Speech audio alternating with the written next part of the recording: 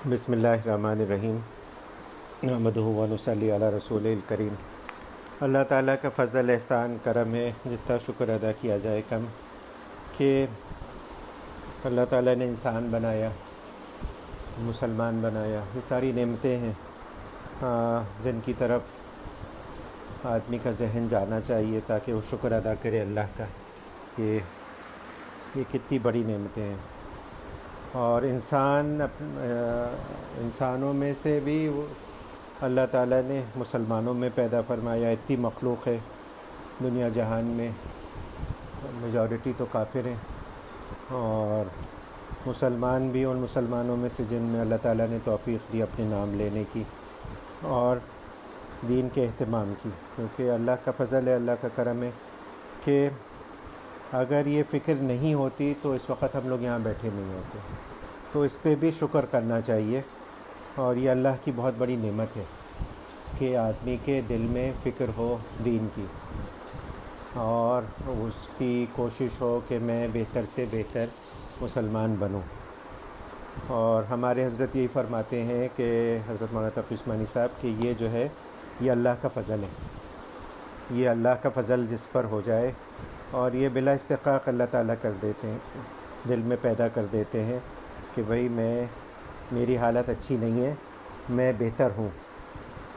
اور یہی سب سے پہلا اسٹیپ ہے، اپنی خامی کا احساس ہو جانا، اپنی کمی کا، اور جو کام صحیح نہیں ہو رہا اس کا غلط ہونا پتہ چل جائے آدمی کو، تو یہ پہلا اسٹیپ ہے اپنی اصلاح کی طرف۔ جب تک اس بات کا احساس نہیں ہوتا کہ ہم میں کمی ہے، ہم میں خامی ہے، ہم نہیں کر پا رہے جو کرنا چاہیے، تب تک بے فکر رہتا ہے آدمی، اس کو فکر ہی نہیں ہوتی، وہ کہتا ہے کہ بس جیسے چل رہا ہے ویسے ہی چل رہا ہے۔ جس دن اس کو یہ فکر پیدا ہو گئی کہ جیسا ہونا چاہیے ویسا نہیں ہو رہا، تو پھر اس کو اہتمام شروع ہوتا ہے، وہ کہتا ہے کہ بھائی اس کو چینج کرو، اس کو میں بہتر سے بہتر کروں، اور جو گڑبڑ ہے اس کو میں صحیح کروں۔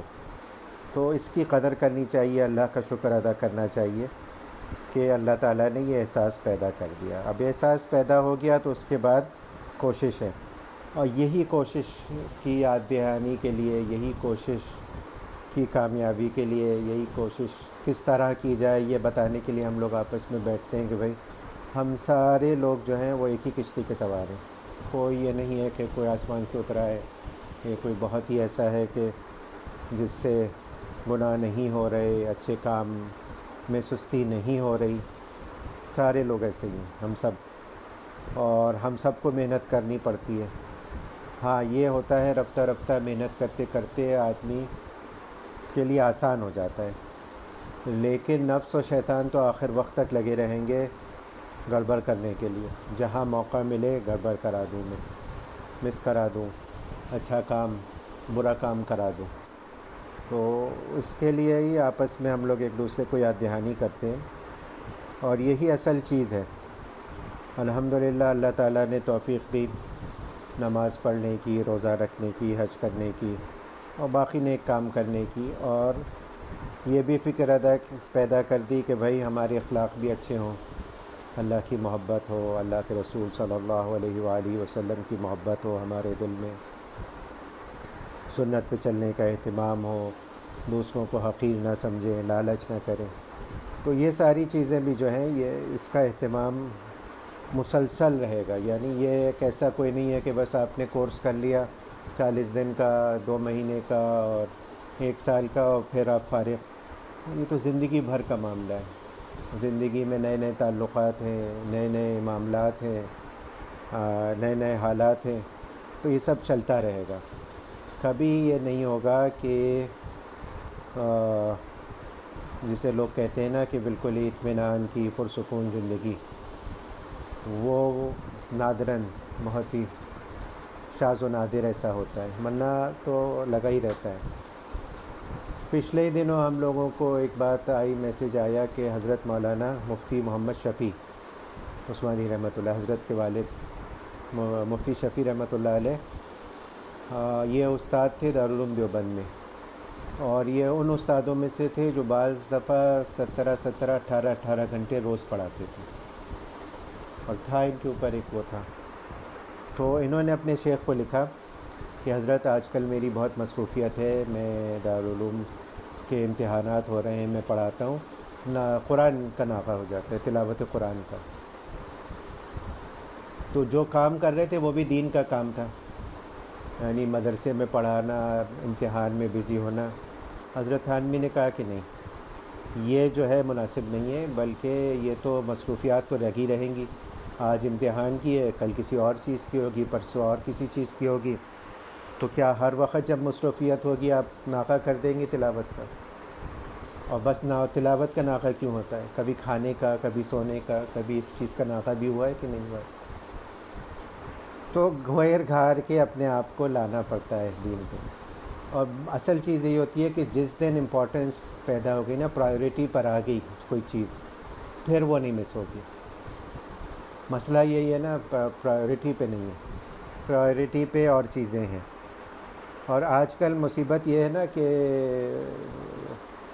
ڈسٹریکشنز اتنے زیادہ ہیں۔ اب ہمارے بزرگ یہی فرماتے ہیں کہ کوئی بھی دور جو گزرا ہے ماضی میں، اس میں اتنے زیادہ ڈسٹریکشنز نہیں تھے جتنے اس وقت ہیں، اور جتنی ایزلی اویلیبل ہیں۔ پہلے اگر کوئی کام کرنا چاہتا تھا تو بھئی وقت نکالے، کہیں جائے، خاص فرض کیجیے گانا بھی کسی کو سننا ہوتا تھا تو وہ ٹائم نکال کے کہیں ایسی جگہ پہ جائے جہاں پہ لائیو پرفارمنس ہو رہی ہو۔ یہ ریکارڈ کا زمانہ تو تھا نہیں، اب کچھ بھی نہیں، اب تو آپ کی فنگر ٹپس پر ہے، ہر چیز سیکنڈوں میں حاصل ہو جاتی ہے، اور اسی طرح سے باقی ساری چیزیں بھی۔ تو ڈسٹریکشنز بہت ہیں، یہ ٹائم کھا جاتے ہیں۔ ہمارے بزرگ ہمیشہ سے کہتے رہے ہیں، اور یہ بار بار یہ بات یاد دلاتے رہے ہیں، مقولہ ہے عربی میں کہ جو وقت ہے نا یہ تلوار ہے، یہ کاٹتا جاتا ہے، اور نا اگر اس کو صحیح استعمال نہیں کرو گے، اس کو قابو میں نہیں کرو گے نا، تو یہ گزر جائے گا اور قطع ہو جائے گا اور ہاتھ سے نکل جائے گا۔ اور ہمارے حضرت ایک ہیں، بہت بڑے بزرگ عطا اللہ اسکندری رحمۃ اللہ علیہ، اللہ تعالیٰ ان کے درجات بلند کرے، انہوں نے کہا ہر چیز کی قضا ہے، آپ ایک روزہ مس کر دیں آپ رکھ سکتے ہیں دوسرے دن، نماز ہے، زکوٰۃ ہے، حج ہے، ہر چیز، لیکن وقت ایسی چیز ہے جس کی قضا نہیں ہے۔ وقت جو ہے ایک دفعہ گزر گیا نا تو پھر نہیں آتا، پھر اگر کوئی کام دوسرے وقت میں بھی کریں گے نا تو اس سلاٹ، اس ٹائم پیریڈ کا حق مارا جا رہا ہے، اس میں جو کام کرنا تھا وہ نہیں کیا۔ اور جتنے بھی بڑے لوگوں کی آپ آٹو بایوگرافی یا بایوگرافی پڑھیں گے نا، اس میں سب سے کامن چیز جو ہوگی نا وہ یہ ہوگا کہ وقت کو کیسے قابو میں کیا انہوں نے، ٹائم مینجمنٹ۔ حضور صلی اللہ علیہ وآلہ وسلم کے ٹائم بندھے ہوئے تھے کہ یہ ٹائم اس چیز کا ہے، یہ ٹائم اس کا ہے۔ ازواج مطہرات کا وقت ہے، ازواج مطہرات آتی تھیں، بتاتی ہیں کہ بھائی حضور گھر میں تشریف لاتے تھے اور ہمارا ہاتھ بٹاتے تھے گھر کے کاموں میں، بکری کا دودھ دھو دیا، کوئی اور کام کر دیا گھر کا، لیکن جیسے ہی اذان ہوتی تھی دوسرا ٹائم شروع ہوتا تو ایسے چلے جاتے تھے جیسے ہم کو پہچانتے نہیں۔ تو ٹائم بٹا ہوا تھا، اور ہم لوگ اپنے بزرگوں کو بھی یہی دیکھتے ہیں کہ ٹائم کو کیسے مینیج کیے میں، ہر چیز کا ٹائم فکس ہے۔ میں بار بار سنا چکا ہوں، حضرت تھانوی کے پاس کسی نے بھیجا کہ رمضان کے آپ کے کیا معمولات ہیں، کیونکہ معمولات سب کے بڑھ جاتے ہیں، ہر آدمی کوشش کرتا ہے کہ اس کے میکسیمائز کرے اپنے ٹائم کو اور افیکٹولی استعمال کرے رمضان میں۔ گیا سے گیا مسلمان بھی کوشش کرتا ہے قرآن کی تلاوت کرنے کی، اور جو ایک سپارہ پڑھتے ہیں وہ کوشش کرتے ہیں 2 پڑھ لیں، 3 پڑھ لیں، جتنا بھی پڑھ لیں، اور اپنا کام وہ کریں۔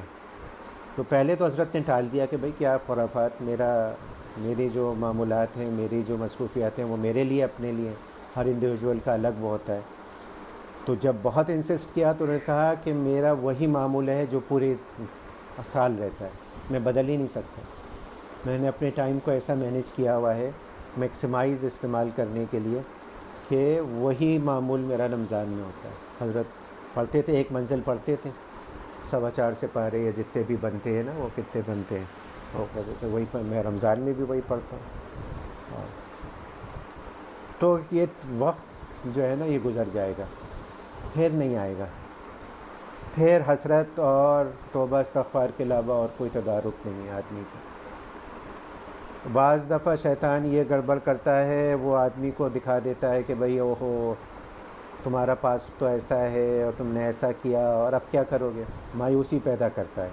شیطان کا کام ہی یہی ہے، مایوسی پیدا کرنا، گزرے ہوئے پہ افسوس کرانا۔ بس یہ جو ہمارے حضرات کہتے ہیں کہ بھئی ماضی اور مستقبل دونوں جو ہے نا یہ حجاب ہیں، دونوں جو ہے یہ آدمی کو مایوسی کی طرف لے جاتے ہیں۔ بس چھوڑو، ایک دفعہ استغفار کرو اور آگے بڑھو، اور اپنی سی کوشش کرتے رہو، پھر کوتاہی ہو جائے پھر توبہ استغفار کرو، پھر سیدھے رستے پر آ جاؤ، پھر پھسل جاؤ، پھر توبہ جب احساس ہو جائے توبہ استغفار کرو، چلتے رہو۔ لوگ کہتے ہیں تماشا ہو گیا، مگر تماشا نہیں ہے، یہی زندگی ہے، چلتے ہیں، گرتے ہیں، پھسلتے ہیں، اٹھتے ہیں، پھر چلنا شروع کر دیتے ہیں۔ یہ تھوڑی کہ گر گئے ایک دفعہ تو گر ہی رہے۔ شیطان یہی کہتا ہے بس ہم سب گرے رہو، اب مت کرو، بہتری کی طرف جانا فضول ہے، تم نہیں کر سکتے، اتنی دفعہ کوشش کر چکے ہو اور ہر دفعہ یہی ہوتا ہے۔ تو نہیں، اس کا یہ کہ بس 1000 بار بھی توبہ ٹوٹے آدمی کی، 1000 بار وہ اس کا عزم کرے، اس کی پھر سے واپس آ جائے رستے پر، اور یہی کام کرنا ہے، پوری زندگی یہی کرتے رہنا ہے اور اپنے آپ کو متوجہ کرتے رہنا ہے۔ اور اس میں مسئلہ یہی ہوتا ہے کہ دنیا میں آدمی جتنا زیادہ اپنے کو انوالو کرتا ہے اور جتنا دنیاوی معاملات، دنیاوی لوگ جو آخرت سے غافل ہیں ان کے ساتھ ہوتا ہے، تو وہ اثرات آتے ہی آتے ہیں۔ حضرت مولانا الیاس رحمۃ اللہ علیہ نے جب تبلیغی جماعت شروع کی تو جاتے تھے، بہت لوگوں کو جا کے تبلیغ کرتے تھے، یہ کرتے تھے، وہ کرتے تھے۔ بڑے بزرگوں میں سے ہیں، مولانا خلی صاحب کے مجازین میں سے۔ تو جب آتے تھے واپس اپنے سہ روزہ چلے سے 10 دن لگا کے، تو مسجد میں اعتکاف کرتے تھے۔ کہتے تھے کہ لوگوں سے ملنے سے، خصوصاً ایسے لوگوں سے کہ جو دیندار نہیں ہیں، میں محسوس کرتا ہوں کہ میرے دل میں بھی، میری طبیعت میں بھی اثر آتا ہے، تو مجھے ضرورت پڑتی ہے کہ میں اعتکاف میں بیٹھوں اور میں اپنا وقت جو ہے نا وہ تھوڑا سا وہ کروں اللہ تعالیٰ کے لیے۔ اور اسی لیے بزرگ فرماتے ہیں کہ بھائی آدمی کا ایک ٹائم فکس ہونا چاہیے جو کہ وہ اور اس کے اللہ کے درمیان ہو، کسی تیسرے کو اس کی خبر بھی نہیں ہونی چاہیے، اور یہ اس کا خاص وقت ہے، یہ اس کا پرائیویٹ خاص وقت ہے۔ اور آج کل وہ کہتے ہیں مینٹل ہیلتھ کے لیے بھی بہت زیادہ ضروری ہے، یہ وہ تو ہے ہی ہے۔ تو اس میں اپنے آپ کو متوجہ کرنا، کوئی نیک بات سننا، اور سب سے بڑی جو چیز ہے جس کی بار بار ہم لوگ یہاں پہ یاد دہانی کر رہے ہیں، وہ ہے آخرت اور موت کا تذکرہ۔ اس سے بڑا واعظ کوئی نہیں ہے۔ بزرگ فرماتے ہیں کہ جس نے موت سے عبرت نہیں حاصل کی نا، پھر وہ کسی چیز سے حاصل نہیں کر سکتا، کیونکہ یہ اس سے بڑھ کر کوئی عبرت کی چیز ہے نہیں۔ حضرت عائشہ رضی اللہ تعالی عنہا نے فرمایا، موت کا تذکرہ کثرت سے کیا کرو، دل نرم ہو جائے گا۔ انہوں نے ایسے ہی کیا۔ اس کے بعد حضرت عائشہ رضی اللہ تعالیٰ کے پاس آئیں اور ان کا بہت شکریہ ادا کیا۔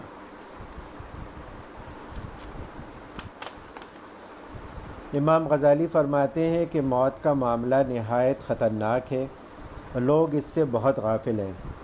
اول تو اپنے مشاغل کی وجہ سے اس کا ذکر ہی نہیں کرتے، اور اگر کرتے ہیں تب بھی چونکہ دل دوسری طرف مشغول ہوتا ہے، اس لیے محض زبانی تذکرہ مفید نہیں ہے، بلکہ ضرورت اس کی ہے کہ دل کو سب طرف سے فارغ کر کے اس کو اس طرح سوچے کہ گویا وہ سامنے ہی ہے، جس کی صورت یہ ہے کہ اپنے عزیز و اقارب اور جانے والے احباب کا حال سوچے کہ کیوں کر ان کو چارپائی پر لے جا کر مٹی کے نیچے دبا آئے۔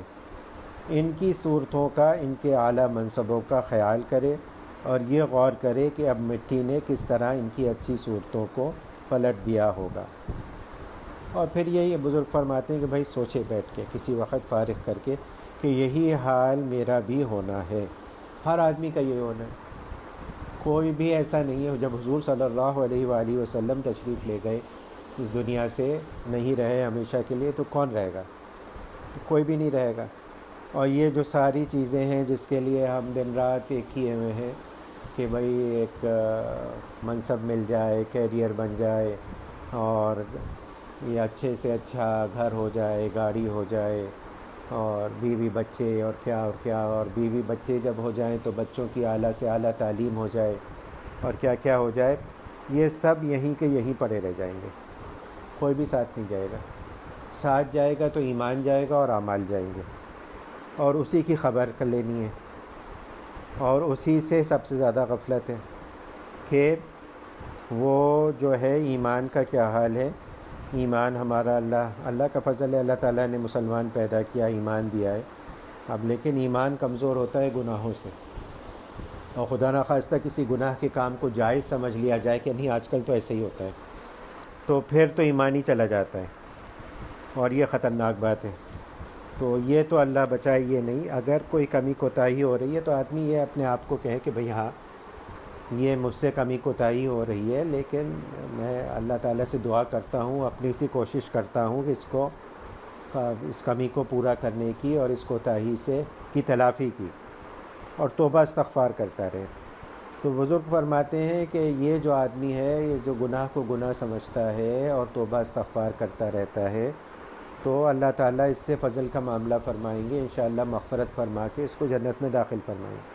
لیکن جو کہتا ہے کہ یہ تو گناہ ہی نہیں ہے، وہ تو باقی ہے، اللہ کا مقابلہ کر رہا ہے، تو اس سے بچنا چاہیے، اور یہ جو ہے یہ بہت خطرناک چیز ہے۔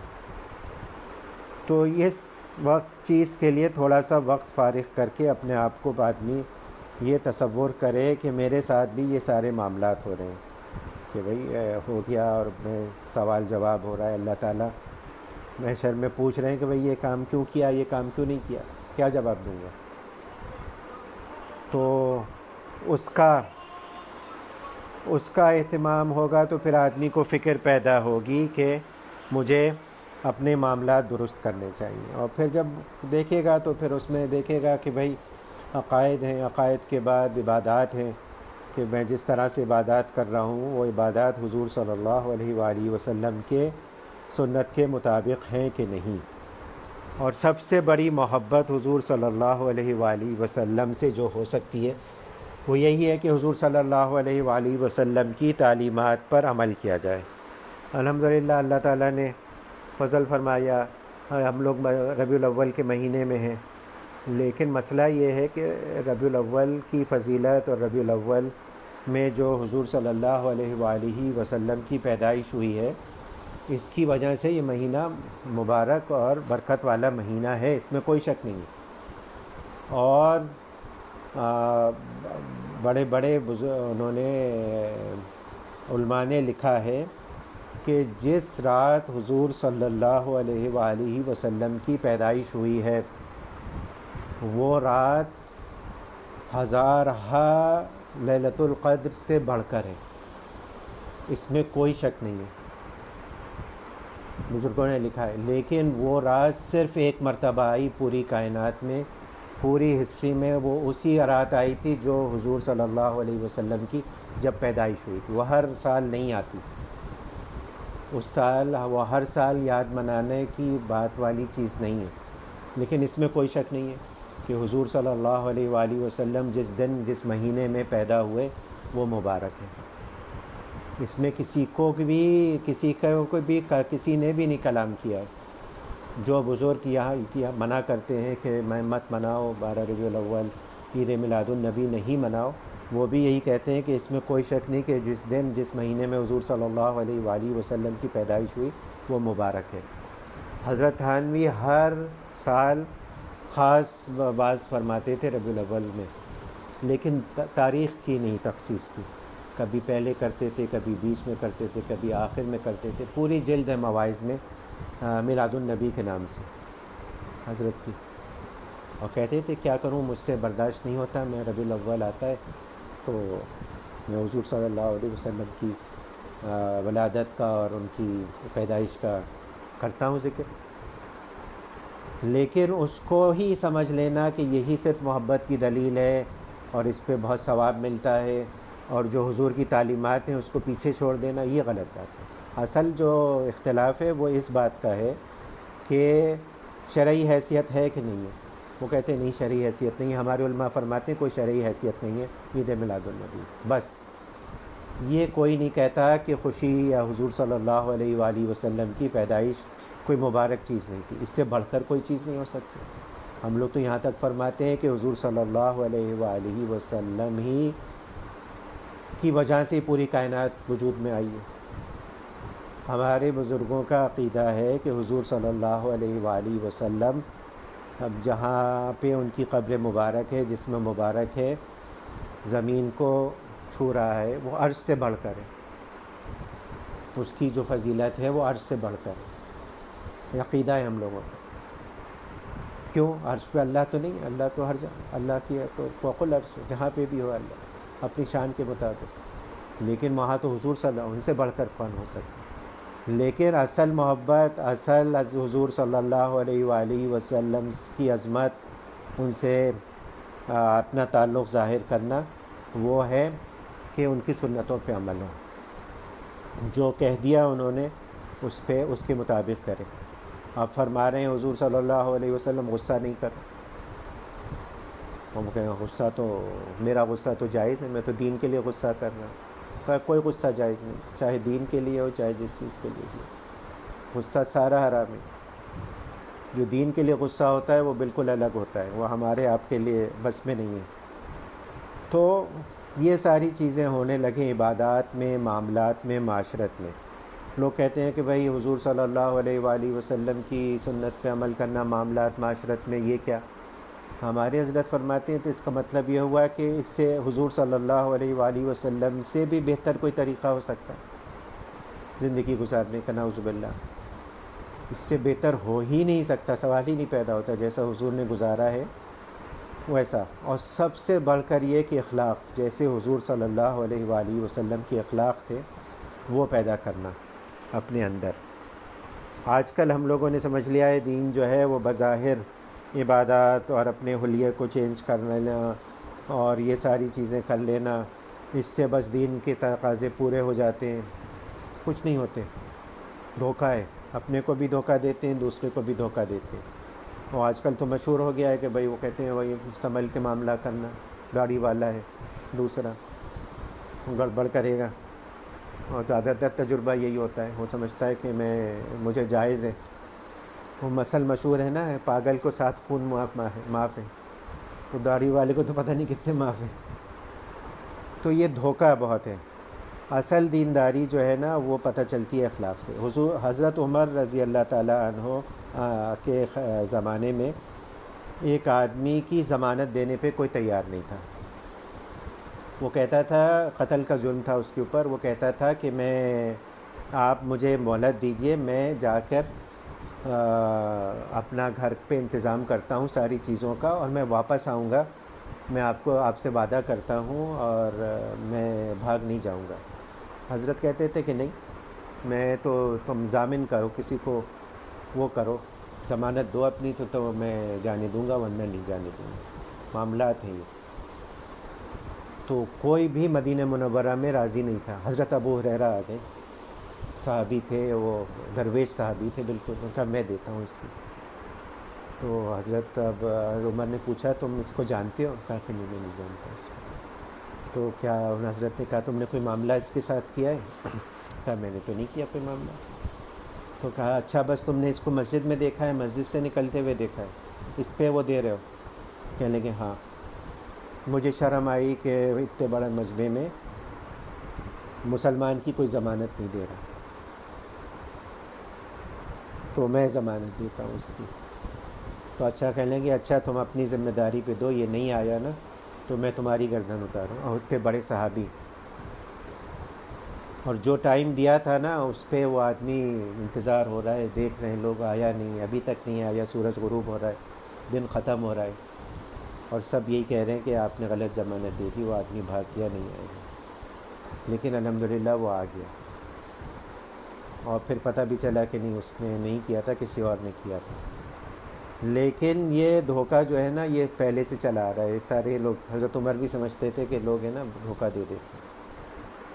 تو یہ بات پیدا کرنی ہے اپنے میں کہ اپنے میں ایک چینج آئے، اور جب اللہ تعالیٰ قبول کرتا ہے نا کسی بندے کو، توفیق دیتا ہے دین پر آنے کی، تو اس کے لیے آسان کر دیتا ہے۔ یہ جو چیز ہے نا بڑی چیز، یہ پیدا ہو جائے، اللہ تعالیٰ قبول کر لے ہم لوگوں کو اپنے دین کے لیے، اور یہ چینج آ جائے ہم میں، ایک فکر اور ایک عمل میں تبدیلی۔ حضرت ہمارے فرماتے تھے، ڈاکٹر عبدالحی رحمۃ اللہ علیہ، ایک صاحب سے پوچھنے لگے، وہ بہت آتے تھے ان کے یہاں، ونگ کمانڈر تھے ایئر فورس کے، اور سالہ سال سے آ رہے تھے۔ حضرت نے ان سے کہا کہ فلاں صاحب آپ کیوں آتے ہیں یہاں پہ، مت آیا کیجیے نا، آپ وقت ضائع کرتے ہیں، اور بھی بہت سی دنیا میں کام ہے، آپ وہ کیا کیجیے، آپ آ جاتے ہیں، ہر ہفتے آ جاتے ہیں، کیوں آتے ہیں؟ تو وہ کہنے لگے میرے تو پاؤں تلے زمین ہی نکل گئی، میں تو بزرگ سمجھ کر آتا تھا حضرت کو، اور حضرت مجھ سے کہہ رہے ہیں آپ کیوں آتے ہیں، آپ مت آیا کیجیے۔ اس وقت تو کچھ نہیں بولے، کہنے لگے میں سوچتا رہا، پھر اللہ تعالیٰ نے میرے ذہن میں ڈالا، اور میں جب اگلے ہفتے گیا تو میں نے کہا حضرت آپ نے پچھلی دفعہ مجھ سے پوچھا تھا تم کیوں آتے ہو، تو میں اس کا کچھ تھوڑا بہت اپنی سمجھ کے مطابق جواب دینا چاہتا ہوں، کیونکہ حضرت نے کہا ہاں جواب دیں۔ تو کہنے لگے حضرت دیندار تو میں پہلے بھی تھا، نماز بھی پڑھتا تھا، روزہ بھی رکھتا تھا، اور حلیہ بھی میرا شرعی تھا، لیکن جب سے آپ کے پاس آنے لگا ہوں نا تو الحمدللہ مجھ میں تھوڑی بہت دینداری آ گئی ہے۔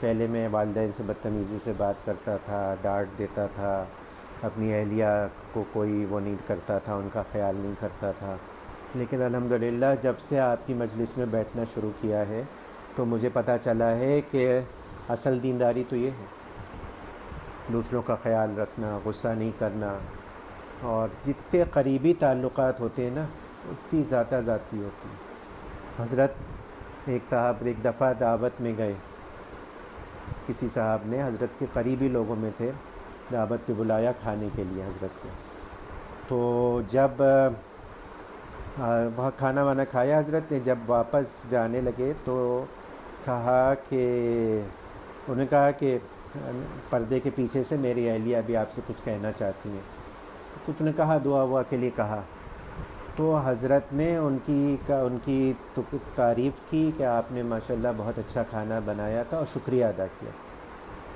وہ زاروں قطار رونے لگے۔ تو حضرت کو بہت تعجب ہوا کہ ایسے موقع پہ تو لوگ خوش ہوتے ہیں، کہ تعریف کی اور شکریہ کیا، اور خصوصاً اتنے بڑا بزرگ ہمارے حضرت جو تھے وہ قطب الارشاد تھے اپنے وقت کے، حضرت تھانوی کے خلفاء میں سے، ڈاکٹر عبدالحی رحمۃ اللہ علیہ۔ تو انہوں نے پھر معلوم کیا بعد میں کہ کیا وجہ تھی آپ اتنا زیادہ روئے، تو انہوں نے بتایا کہ پہلی دفعہ زندگی میں کسی نے میرا شکریہ ادا کیا، کھانے کی تعریف کی۔ میرے میاں جو ہیں 40-50 سال ہو گئے روز کھانا پکاتی ہوں ان کے لیے، آج تک انہوں نے تعریف نہیں کی، یہ نہیں کہا اچھا کھانا پکایا، شکریہ، ٹیکن فار گرانٹیڈ۔ اور ہے جتنا قریبی تعلق ہوتا ہے اتنی ذاتی ہوتی ہے۔ حضرت نے کہا کہ دیکھو کتنا بڑا دھوکہ ہے، اتنی بڑی داڑھی، خانقاہی ٹوپی، مجلس میں آنا جانا، لیکن معاملات کتنے گڑبڑ ہیں۔ اصل دینداری تو یہ ہے۔ حضرت تو بہت کہتے تھے، کہتے تھے کہ جس کی بیوی اس کی گواہی دے دے کہ یہ دیندار ہے، وہ اصل دیندار ہے، چاہے کوئی اجازت دیتا رہے، کوئی شیخ کہتا رہے، کوئی عالم کہتا رہے یہ دیندار ہے، حضرت کہتے تھے کوئی معتبر نہیں ہے۔ جس کی بیوی کہے کہ ہاں واقعی یہ دیندار ہے، حضور کی تمام ازواج مطہرات نے کہا کہ ان کا جو اخلاق ہے وہ قرآن ہے۔ حضور صلی اللہ علیہ وآلہ وسلم کی جو کثرت ازواج ہے اس کی ایک وجہ یہ بھی ہے کہ اتنی عورتیں گواہی دیں کہ حضور کے اخلاق کیسے تھے، بیوی سے بہتر کوئی نہیں جانتا۔ باہر تو سب بہت علامہ اور بہت متقی اور پرہیزگار بنے پھرتے رہتے ہیں، لیکن وہ اصل معاملات تو گھر والے جانتے ہیں، کتنے دیندار ہیں، کتنی دینداری ہے، کتنی جلی کٹی باتیں سناتے ہیں، طنز کرتے ہیں۔ تو یہ دینداری پیدا کرنا، یہ اصل دینداری جو ہے، یہ دینداری ہے، اور یہ چینج آنا، یہ اللہ کا فضل ہے، صرف اور صرف اللہ کا فضل ہے۔ ہمارے حضرات فرماتے ہیں یہ کوئی اس سے نہیں آئے گا تسبیح پڑھنے سے، یہ نہیں آئے گا مراقبہ کرنے سے، یہ نہیں آئے گا صرف مجلسیں اٹینڈ کرنے سے، یہ آئے گا جب تک کہ احساس پیدا نہیں ہوگا کہ مجھ میں کمی ہے، میرے اخلاق خراب ہیں، مجھے اخلاق درست کرنا ہے۔ حضرت علی فرماتے ہیں میں اس شخص کا غلام ہوں جو مجھے ایک لفظ سکھا دے، مجھ پہ ایک لفظ ایک احسان کر دے، میں اس کا غلام ہوں۔ تو یہ باتیں پیدا ہو جانا، ایسا اخلاق ہو جانا، اور پہلی تعلیم یہی کہ اپنے کو سب سے کمتر سمجھنا۔ حضرت تھانوی، یہ ہمارے بزرگ، یہ امام حسن بصری نے فرمایا کہ کوئی گھر سے باہر نکلتا ہے اور وہ یہ خیال نہیں کرتا اس وقت دنیا پہ روئے زمین پر سب سے کم ترین شخص میں ہوں، اس سے بدتر شخص کوئی نہیں، یہ حال ہونا چاہیے اس کا۔ ہمیں تو ہر بات، تھوڑی سی بات پہ غصہ آ جاتا ہے، گاڑی الگ آگے نکال لے کوئی، موٹر سائیکل والا، رکشے والا، دوسری گاڑی والا، ہو ہم سے آگے نکل گیا، سب سے اچھے تو ہمیں۔ تو یہ باتیں پیدا کرنا، اصل میں دین جو ہے وہ یہی ہے۔ حضرت امام غزالی کی دوسری کتاب جو پڑھتے ہیں اس میں سے بخل کی مذمت چل رہی ہے۔ تو حضرت حضور صلی اللہ علیہ وآلہ وسلم فرماتے ہیں جب انسان مرتا ہے تو فرشتے پوچھتے ہیں کیا چھوڑا؟ پس اگر زندگی میں مال خرچ کر کے آخرت کا کچھ ذخیرہ جمع کر لیا تھا تو مرتے وقت خوش ہوگا کہ بھیجا ہوا مال وصول کرنے کا وقت آ گیا، ورنہ رنجیدہ ہوگا اس پر مرنا شاخ گزرے گا۔ روپے کا بندہ تباہ ہو، نگوسار ہو اور اس کو کاٹا چبھے تو نہ نکالنے والا ملے۔ فرشتے فرماتے ہیں، حدیث میں آیا ہے کہ بد دعائیں کرتی ہیں، بد دعائیں ان کے لیے کرتے ہیں جو پیسے خرچ نہیں کرتے۔ حضرت فرماتے ہیں مال مطلقاً مذموم نہیں، یعنی خراب نہیں ہے، لیکن مذموم خراب کب نہیں ہے؟ کیونکہ یہ تو دنیا آخرت کی کھیتی ہے، یہاں پہ خرچ کرے گا، یہاں پر اچھے کام کرے گا، اچھے مصارف میں خرچ کرے گا تو وہی آخرت میں کام آئے گا، تو یہ خراب کیسے ہو سکتا ہے؟ لیکن اس مال کو اتنا بچا کے رکھنا کہ جہاں پر ضرورت ہو وہاں پہ نہیں خرچ کرنا، بعض لوگ کرتے ہیں بہت زیادہ اور تکلیف برداشت کرتے ہیں، تو یہ مناسب نہیں ہے۔ اور تکلیف چاہے وہ جسمانی تکلیف ہو، چاہے وہ وقت کی تکلیف ہو، ایک کام ہے آپ کریں گے 2 گھنٹے میں 3 گھنٹے میں ہوگا، آپ ہیلپ لے لیں تو وہ آدھے گھنٹے میں ہو جائے، اور ایک کام ہے وہ اگر آپ سستا کریں گے تو ایک غیر معیاری طریقے سے ہو جائے گا، اور اگر اچھا کوئی کوالٹی کا کرائیں گے تو مہنگا تو ہوگا لیکن ہوگا پائیدار۔ تو اس میں لوگ نہیں کر پاتے، اس میں بخل بہت ہوتا ہے، اور بخل ہو جاتا ہے کہ بھائی گھر والے ہیں، ان کو ضرورت ہے، بچے ہیں کام کی، لیکن نہیں رکھتے، افورڈ کر سکتے ہیں ماما یا کوئی کام کرنے والا رکھنا، نہیں رکھتے کہ بھائی مال بچانا ہے۔ یہ مال کس کے لیے بچانا ہے؟ مال تو خرچ کرنے کے لیے آتا ہے، مال تو خرچ کرنا ہے، کس چیز کے لیے؟ اور سب ڈرتے ہیں کہ خراب وقت آئے گا، اللہ بچائے خراب وقت سے۔ اگر خدا نخواستہ خراب وقت آئے گا نا تو خراب وقت کی کوئی لمٹ نہیں ہوتی، کروڑ پتی ارب پتی دیوالیہ ہو جاتے ہیں۔ ابھی وہ بتا رہے تھے ساؤتھ افریقہ میں ریسنٹلی رائٹس ہوئے ہیں، یعنی فسادات ہوئے ہیں، اس میں بہت جائیداد وغیرہ اسٹورز اور کیا کیا جلائے گئے، تو بتانے لگے کہ اس سے 1 دن پہلے میں ملینئر تھا، اور اس کے دوسرے دن جو تھا وہ میں نے بینکرپسی فائل کی، سارا جو کچھ تھا میرا وہ ختم ہو گیا۔ تو اللہ بچائے، جب برا وقت آتا ہے تو اس کے لیے کوئی لمٹ نہیں ہے۔ ہاں تھوڑا بہت عقل مندی سے آدمی ایک رکھنے میں حرج نہیں ہے، اور اس سے بھی آج کل کے زمانے میں رہتا ہے کہ آدمی کو ایک مضبوطی رہتی ہے قلب کی، کہ ہم لوگ ضعیف لوگ ہیں تو، لیکن یہ بخل بھی ایک ہے، اور اس سے بھی زیادتیاں ہوتی جاتی ہیں اللہ کے حقوق میں بھی اور بندوں کے حقوق میں بھی۔ جہاں پہ شرعاً یا مروتاً خرچ کرنا ضروری ہو وہاں پہ خرچ نہیں کرے آدمی، وہ بخل ہے۔ اور ہر آدمی کے حالات الگ ہوتے ہیں، اس لیے پوچھنا پڑتا ہے کہ بھئی خرچ کرنا چاہیے نہیں کرنا چاہیے، اور اگر پھر بتا دیا جائے تو خرچ کرے ورنہ نہیں کرے۔ اللہ تعالیٰ کہنے سننے سے زیادہ عمل کی توفیق عنایت فرمائے۔ اصل چیز تو عمل ہے، باتیں تو ہم لوگ بہت زیادہ کرتے ہیں، میں خود بھی بہت باتیں کرنے لگا۔ اللہ تعالیٰ عمل میں تبدیلی لے آئے اپنے فضل و کرم سے۔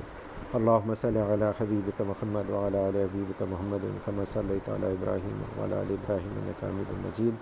اللہم بارک علی حبیبک محمد وعلی آل حبیبک محمد کما بارکت علی ابراہیم وعلی آل ابراہیم انک حمید مجید۔ ربنا آتنا فی الدنیا حسنۃ وفی الآخرۃ حسنۃ وقنا عذاب النار۔ ربنا لا تؤاخذنا ان نسینا واخطانا ربنا ولا تحمل علينا اصرا كما حملته على الذين من قبلنا ربنا ولا تحملنا ما لا طاقة لنا به واعف عنا واغفر لنا وارحمنا انت مولانا فانصرنا على القوم الكافرين۔